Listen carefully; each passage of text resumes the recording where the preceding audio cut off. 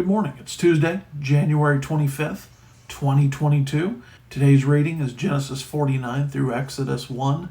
And you might, complain a little bit and say, you know what, if you plan this a little bit better, we could end Genesis one day and start Exodus the next. And I agree. Or we could just do 2 chapters a day, but, then we just fall behind and have to do it some other time. So, what are you going to do? Genesis 49, Israel foretells the futures of his 12 sons. But some interesting reading here, and all of it, can be found, most of it can be found elsewhere in Scripture. Some of it we haven't seen yet why it's there. Chapter 50, of course, chapter 49, Israel dies. Chapter 50, sons take and bury him in Canaan as promised. Joseph's brothers, for good reason, fear for their lives at this point. But Joseph is kind, and he is here the embodiment of Romans 8:28. To be as kind as he was certainly shows a lot of character. Hebrews chapter 11 verse 22 says this: by faith Joseph, when he died, made mention of the departing of the children of Israel and gave commandment concerning his bones. Matter of fact, this Wednesday night we're going to be getting into chapter 11. I'm looking forward to covering all these things. I don't know if you want to screen capture that real quick. There's a quick outline for Exodus. I'm so disappointed in myself. I'm going through my old notes for Exodus just to prepare for this today, and I see there at the bottom, 430 years. That is so wrong. I'm sorry. I actually could change it, couldn't I? And if you want to screen capture that, it is an Excel document. I can send these out to you if you need. All right, so let's cover the book of Exodus real quick. Exodus means obviously departure or going out.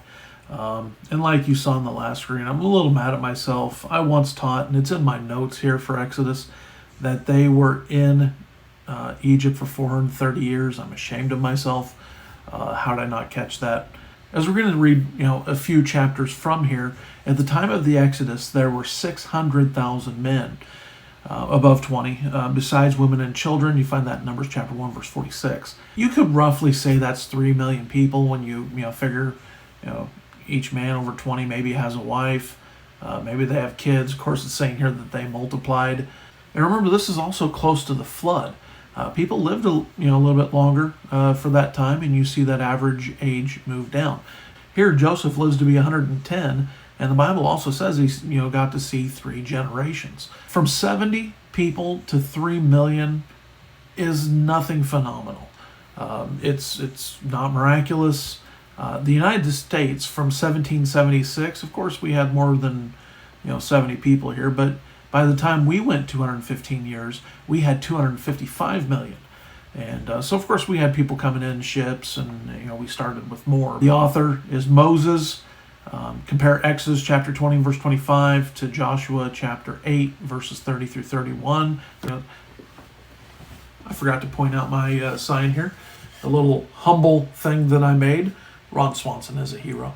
People who doubt the authorship of Moses in the Bible just crack me up. They completely ignore Mark chapter 7, verse 10. Jesus quoted, and he said this: for Moses said, honor thy father and thy mother, and said, whoso curseth mother and father, let him die the death.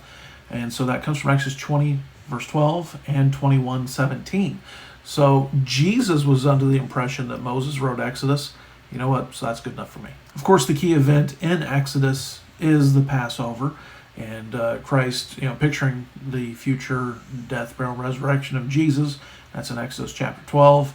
This book has 40 chapters, 1,213 verses, and 32,692 words. I did not count them. I'm going off somebody else. Let's go ahead and hit chapter 1. All right, notice here in chapter 1, verse 7, uses the words fruitful, increased abundantly, multiply, the land was filled with them. And then you see here in verse 8, the rising of the new king that knew not Joseph. Remember, Joseph was alive a good portion of the time that Israel was in Egypt. But however, now we could be coming to the end of the Hyksos kings.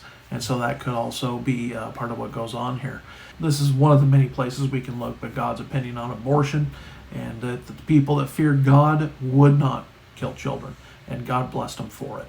All right. Hey, we're getting into Exodus. You just got done with Genesis. I hope you feel good about that. So I'm looking forward to now going through Exodus. Look forward to being here with you every day.